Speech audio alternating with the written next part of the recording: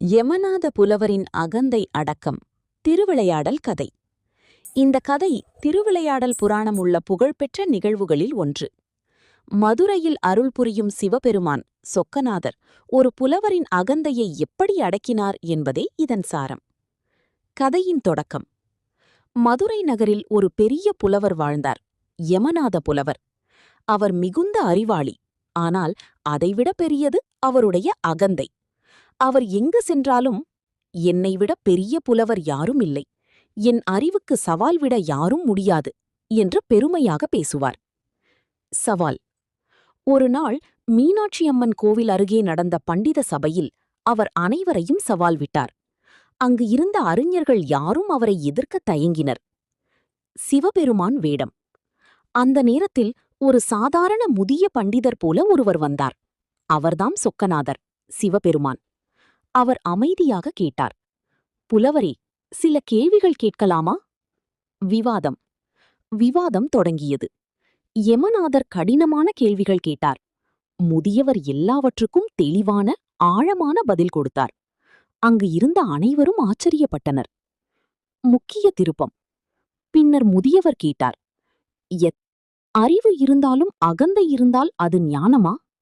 இந்த கேள்விக்கு யமநாதர் பதில் சொல்ல முடியவில்லை. அவரது அகந்தை உடைந்து போக ஆரம்பித்தது. தெய்வீக வெளிப்பாடு. அந்த நேரத்தில் முதியவர் தன் உண்மையான வடிவத்தை காட்டினார். யார்? சிவபெருமான். ஒளி பரவி அனைவரும் அதிர்ச்சியடைந்தனர். மனமாற்றம். யமநாத புலவர் உடனே மண்டியிட்டு, என்னை மன்னிக்கவும், நான் அகந்தையில் தவறு செய்தேன் என்று கூறினார். சிவபெருமான் அருள் புரிந்து, அறிவுக்கு மேலானது தாழ்மை என்று உணர்த்தினார். நீதி. அகந்தை இருந்தால் அறிவு பயனில்லை, தாழ்மைதான் உண்மையான பெருமை. கடவுள் அகந்தையை உடைத்து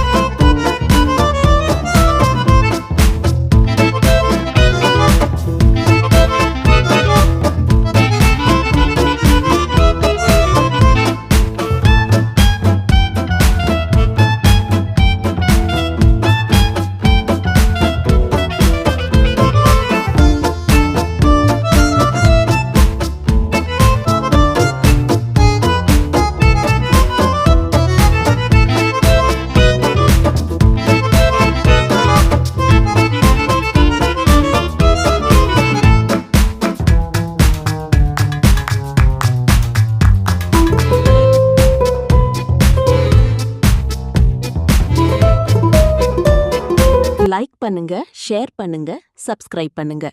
தொடர்ந்து சேனல்ல நம்ம வீடியோக்கள் தொடர்ந்து பார்க்க பெல் ஐகானை கிளிக் பண்ணுங்க. தேங்க்யூ ஃபார் வாட்சிங்.